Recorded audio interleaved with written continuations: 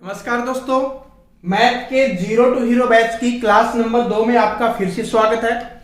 दोस्तों, मैं आपको एक वैल्यू बताना चाहता हूं कि जीरो टू हीरो बैच की वैल्यू क्या है, आपको पता होनी चाहिए। पहली क्लास को आप सभी ने बहुत पसंद किया, उसके लिए तो सबसे पहले तो तहे दिल से धन्यवाद है। यहां पर एक बात बोलना चाहूंगा, जो आपको ये पेन दिखाई दे रहा है ना, इसमें ये चीज है, ठीक है। इसकी वैल्यू क्या है आप सभी को पता है। तो ये है 75% और ये है 25%, ठीक है। तो अगर जीरो टू हीरो बैच आप कंप्लीट कर लेते हो ना, तो इसमें जो बेसिक चीज वही कंप्लीट कर लेते हो तो आपका 75% कंप्लीट हो जाएगा। बाकी हमें 25% पढ़ना पड़ेगा, वो भी मैं आपको करवा दूंगा, बुक से सॉल्यूशन हम करेंगे। फिर आपको कोई भी प्रॉब्लम यहां पर नहीं मिलेगी। जैसे ये वो जो हमारा बैच है, जो कोर्स है, वो समाप्त होता है तो आप मैथ में अच्छी तरीके से परफेक्ट बन जाओगे, ठीक है। तो अब मोटिवेशन आ गया होगा, तो चलिए पढ़ाई शुरू करते हैं।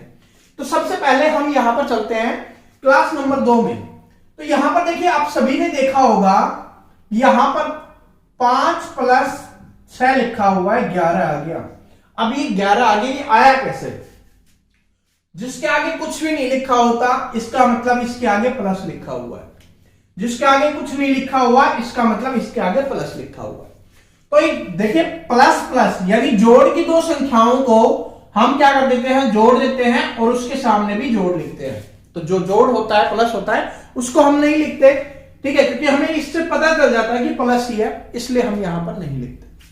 लेकिन अगर हम यहां पर देखें कि यहां पर -5 और -6 आ जाता है, तो स्टूडेंट कंफ्यूज हो जाते हैं कि अब इसको घटाएं या जोड़ करें। तो देखिए, अगर सेम अंक आ रहे हैं, सेम आ रहे हैं, आपके साथ जो चिन्ह है, जो निशान है, वो सेम आ रहे हैं, तो आपको जोड़ना है और वही संख्या आपको या आगे लिखनी है। जोड़ने के बाद अगर माइनस के हैं तो माइनस का लिखना है, प्लस का है तो प्लस का लिखना है, मतलब जोड़ का है तो जोड़ का लिखना है, घटा का है तो घटा के लिखना है। तो पहले तो जोड़ेंगे तो कितना हो जाएगा, 11, और घटा का है तो घटा का लिख देंगे। समझ में आ गया ना? आज तक बहुत ज्यादा डाउट होता होगा, ये चीज समझ में आ गई। लेकिन अगर अलग अलग आ जाए तब क्या करें? जैसे कि आ गया -6 +5 आ गया, अब क्या करें? अब क्या करें? तो अब देखिए, अब इस समय हमें यह चीज देखनी है, दोनों अलग अलग हैं तो घटेंगे, फिक्स बात है, ये तो घटेंगे। लेकिन घटते समय जो अंक बड़ा होगा वही साइन उसके सामने आएगा। जैसे कि देखते हैं, 6 है वो माइनस का है, बड़ा है, और 5 है वो प्लस का है, वो छोटा है। तो 6 में से 5 गया, 1 बचेगा, ठीक है, 1 बच गया। लेकिन ये बचेगा किसका? जिसका अंक बड़ा है। माइनस का बड़ा है तो माइनस का 1 बच गया। समझ में आ गया? एक एग्जांपल और देखते हैं, -10 प्लस का 3। तो पहले तो घटाएंगे तो कितना आ गया, 7 आ गया। लेकिन किसका 7 आएगा? तो माइनस का बड़ा है तो माइनस का आ जाएगा, तो ये हो गया -7। और देखिए, क्योंकि सीख जाना चाहिए, कोई भी डाउट नहीं रहना चाहिए। प्लस का 10 है, माइनस का आपका आ गया यहां पर 3 आ गया। तब क्या लिखेंगे? ये तो आप सभी को पता है, 7 लिखेंगे, क्योंकि ये तो हम बचपन से करते हुए आ रहे हैं, क्योंकि इसके सामने प्लस लिखने की आवश्यकता नहीं है, बाकी तो हमने कर ही दिया। तो इसमें कोई डाउट आपको यहां पर नहीं रहना चाहिए। ये चीज समझ में आ गई? प्लस प्लस माइनस माइनस, कुछ स्टूडेंट ऐसे करते रहते हैं, plus plus minus minus minus plus plus minus, उसमें रह जाते हैं। लेकिन आज ये चीज समझ में आ गई होगी, जिसका बड़ा वो उसी के आंसर के साथ वही आने वाला है। लेकिन अलग है तो घट के आपको लिखाना है, ठीक है। दोनों सेम है, जोड़ना है, साइन सेम रखना है। दोनों सेम है, साइन सेम रखना है, ठीक है। और एग्जांपल, अगर ये बड़ा बन जाए, जैसे कि ये अभी तो छोटा है, लेकिन ये अगर बड़ी बन जाए, जैसे क्या आ गया, -5 प्लस का 6 माइनस का 3। अब इसको कैसे लिखेंगे? अब इसको कैसे लिखेंगे? तो माइनस माइनस को जोड़ के और प्लस का हम इसमें से घटाते हैं। तो ये कितना हो गया, -8 प्लस का 6, तो कितना बच गया, 2 बच गया। लेकिन माइनस का बड़ा है तो माइनस का आ गया। ये चीज समझ में आ गई कि अगर दोनों एक जैसे हैं तो उनको हमने जोड़ लेंगे और जो दूसरा है उसमें से घटा देंगे, ठीक है। कोई डाउट? अब इसमें कोई भी संदेह नहीं रहना चाहिए, समझ में आ जाना चाहिए। आ गई ये चीज समझ में, ठीक है। तो बस यही प्लस माइनस का चक्कर है जो स्टूडेंट को चक्कर घुमा देता है। अब एक और आता है, क्योंकि हमने 0 से स्टार्ट किया था, तो 0 का एक क्वेश्चन देखिए, 27, 27 और 27। बहुत बड़ा नहीं आता, लेकिन ये आपको पता होना चाहिए। इसको हमें 27 से भाग देना है, तब क्या होगा? तो 27 से भाग देंगे, 27 एकम 27, 27 पे चला गया, इसके बाद यहां पे 0 बच गया, तो 2 हमने उतारा, भाग नहीं जा रहा, तो फिर हम 7 उतारेंगे, लेकिन दूसरा उतारते ही हमें यहां पर 0 लगानी पड़ेगी। ये चीज समझ में आ गई? फिर 27 पे भाग चला जाएगा, फिर नहीं आएगा, फिर हम 2 उतारेंगे, नहीं जा रहा, दूसरी उतारना है, तब हमें क्या करना होगा? 0 लगानी पड़ेगी। ये चीज समझ में आ गई ना? ठीक है। और अगर ऐसा होता, यहां पे क्या होता, 276, 276, 276, यहां पे भी भाग देना होता 276 से, तब क्या करते हैं? ये चीज समझ जाना, क्योंकि 0 बहुत इंपॉर्टेंट है। 1 से भाग जाएगा, 276 आ गया, उसके बाद हम 2 उतार रहे हैं, भाग नहीं जा रहा, तो हम 0 लगाएंगे। 7 उतर गया अब हमारा, तब भी भाग नहीं जा रहा, फिर एक 0 लगाएंगे और 6 उतारेंगे, अब भाग जा रहा है। ठीक है, तो ये चीज समझ में आ गई आपको कि जितने पहला एक तो उतारने का हमारे पास हक है, एक उतारने का हमारे पास हक है, लेकिन अगर हम जैसे ही दूसरा उतारेंगे हमें ऊपर 0 लगानी पड़ेगी। अगर हम तीसरा उतारेंगे तो हमें एक 0 और लगानी पड़ेगी। ये चीज समझ में आ गई सभी को? ठीक है, तो इस तरीके से ये इतना बड़ा नहीं आता पेपर में, लेकिन ये 0 का महत्व बहुत ज्यादा आपको हो जाता है। इसी तरीके से जब क्वेश्चंस में कभी कभी भाग देना पड़ जाता है ना, तो इस तरीके से इसकी वैल्यू आपको पता चल जाती है। अब आगे देखते हैं। ठीक है, मैंने आपके लिए बहुत अच्छा कलेक्शन तैयार किया है। सबसे पहले सबसे छोटी बोल दिया जाता है कि 2 अंकों की सबसे छोटी संख्या। ठीक है, आपने पढ़ा होगा सबसे छोटी संख्या। अब ये क्या होती है? 2 अंक है तो सबसे पहले तो आपको पता होगा 2 अंक होंगे, लेकिन छोटी बोल दिया गया तो इसका मतलब हम लिखेंगे 1 और 0। 2 अंकों की है ना, 1 अंक 2 अंक, तो कितनी हो जाएगी ये? अगर यहां पर बोल दिया जाए सेम 2 अंकों की सबसे बड़ी संख्या बोला जाए, क्या बोला जाए? बड़ी संख्या, तब क्या होगा? 2 नंबर लिखेंगे। अब ये लिखते क्यों है वो भी मैं आपको बता देता हूं। क्योंकि 1 से 9 तक क्या होती है? 1 अंकों की संख्या होती है। 2 अंकों की संख्या कहां से स्टार्ट होती है? 10 से, तो ये सबसे छोटी होती है। समझ में आ गया किस वजह से हमने यहां पर लिखा? ठीक है, ये याद करने की आवश्यकता नहीं, बस ये आपको डायरेक्ट लिख देना है। 2 अंकों की बोलेगा तो 1 और 0, 3 अंकों की बोलेगा 1 और 2 0, वो मैं आपको आगे बताऊंगा अभी।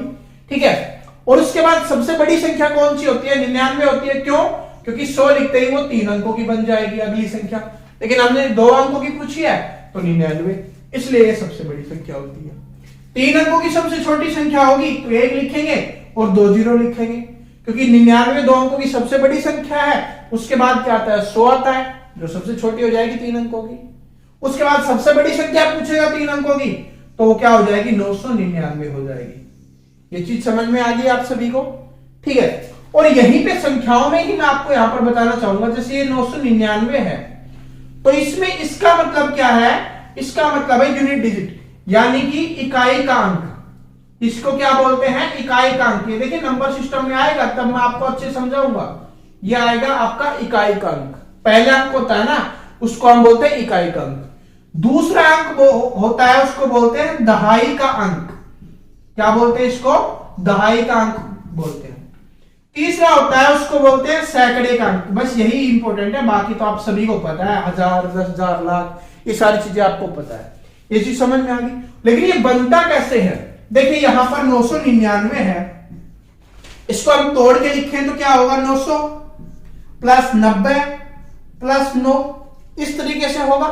तो ये इकाई का अंक है तो ये 1 से गुना होता है। दहाई का अंक है तो ये 10 से गुना होता है। सैकड़े का अंक है तब ये 100 से गुना होता है। ठीक है, समझ में आ गया? 3 अंक है इसमें, इसमें 2 अंक है, इसमें 1 अंक है, तो ये चीज होती है। ठीक है, समझ में आया ना आपको यहां पर? और ये 10 से गुना, आप बोलोगे सर ये तो 90 है, 10 से गुना कहां पे हुआ? ये है ना 9, इसको हम 10 से गुना करेंगे तभी तो 90 आता है, वही हमने लिखा है। ये वाला 9 है, इसको 100 से गुना करेंगे तभी तो 900 आएगा। ये चीज समझ में आ गई सभी को? तो ये इकाई और दहाई का अंक आपको यहां पर पता होना चाहिए। समझ में आ गया? और ये नंबर सिस्टम में आपके लिए काफी काम आने वाला है। ठीक है, और पेपर में भी काम आने वाला है, यहां से पूछा जाता है इकाई के एमसीक्यू क्वेश्चंस, यूनिट डिजिट जिसको बोलते हैं। आगे देखिए क्वेश्चन क्या है। एक बेसिक चीज और है, जैसे 2/5 लिखा हुआ है, ठीक है। मैंने क्या बताया था कि ये भाग में होता है, ये तो आपको पता चल गया, पहली क्लास में बताया था। लेकिन अगर बोला जाए कि दो संख्याएं हैं जो 2/5 के रूप में लिखी हुई हैं, तो उनको अनुपात के रूप में लिखना है। तो अनुपात के रूप में लिखेंगे तो इसको हम लिखेंगे 2:5। समझ में आ गया? इसका मतलब यही भी होता है, ठीक है। जिसे बोला जाए कि a/b बराबर है 2/5, तो इसका मतलब है a है वो 2 अनुपात का है और b है वो 5 अनुपात है। ये चीज समझ में आ रही है ना? ध्यान से सुन लेना, क्वेश्चंस में काम आने वाली है, तो इसलिए थोड़ा दिल लगाइए यार, ठीक है।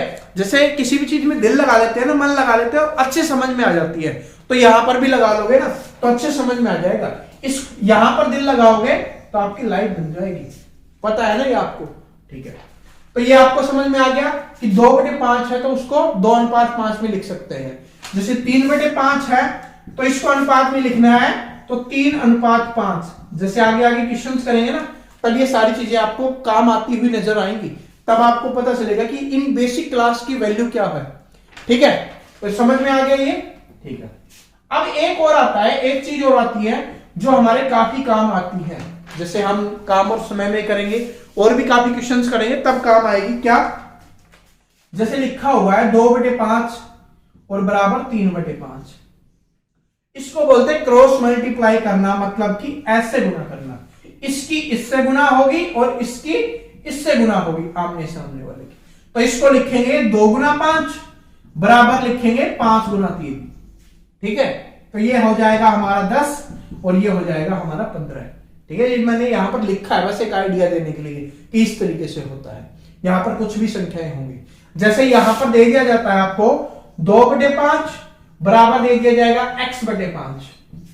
x का मान निकालना है तो क्या करेंगे, इन दोनों का गुना करेंगे और बटे में इसको लिखेंगे तो हमारे पास x का मान आ जाएगा। चीज समझ में आ रही है ना? तो इस तरीके से ये होता है। क्रॉस मल्टीप्लाई का मतलब है कि आमने सामने वाली संख्याओं को यहां पर हमें गुना करना है।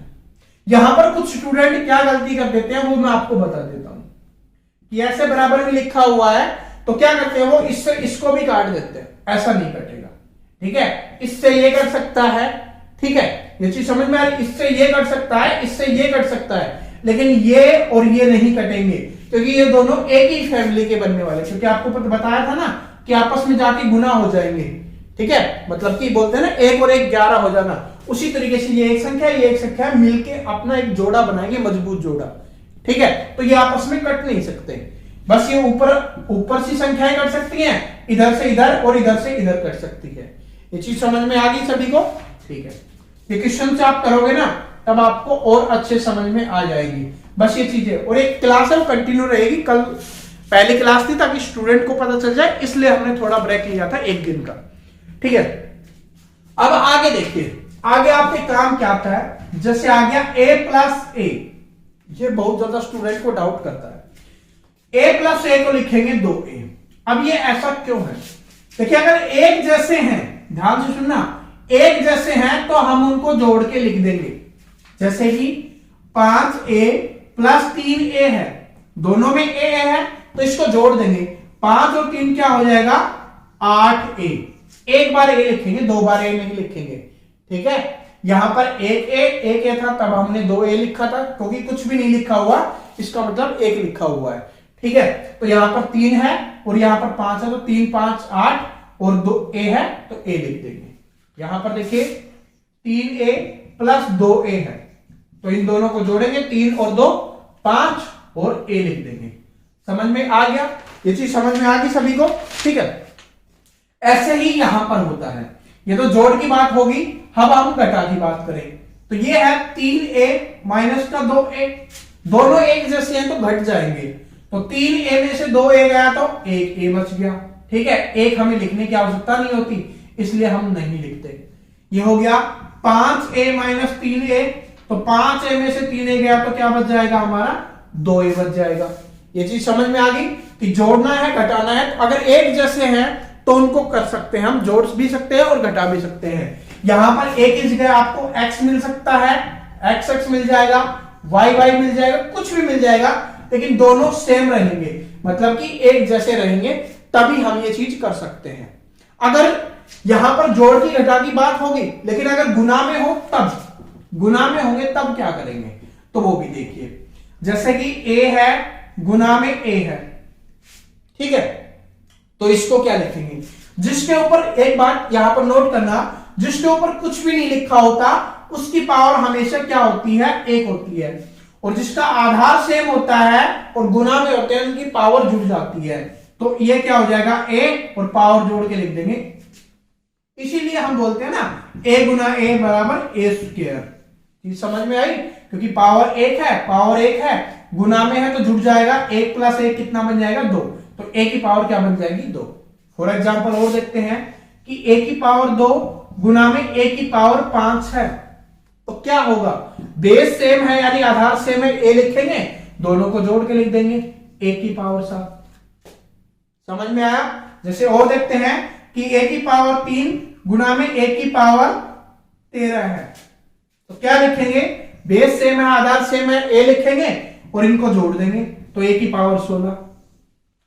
ये चीज समझ में आ गई सभी को। जोड़ का बता दिया, घटा का बता दिया, ये गुना का भी आपको पता चल गया, अगर सेम होते हैं तब। अगर सेम नहीं होंगे तब भी मैं आपको बताऊंगा, पहले सेम वाले देखते हैं।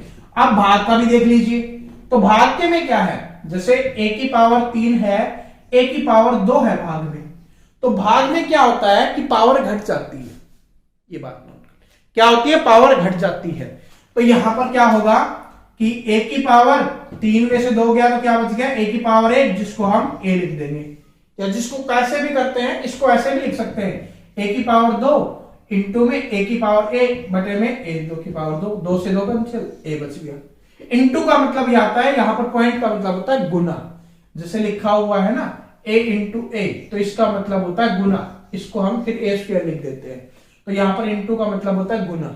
जैसे ये ए बी लिखा हुआ है, आपने देखा होगा ना ए बी, तो इसका मतलब होता है यहां पर गुना है, यहां पर ए बी लिखा हुआ है, इसका मतलब है ए गुना बी, या इसको हम लिख सकते हैं ए डॉट बी, सभी का मतलब एक है। यहां पर आपने देखा होगा ए बी सी लिखा हुआ होता है, तो इसका मतलब होता है ए गुना बी गुना सी, और इसी का मतलब होता है A dot B dot C, ठीक है, तो इनका मतलब सभी का मतलब एक होता है।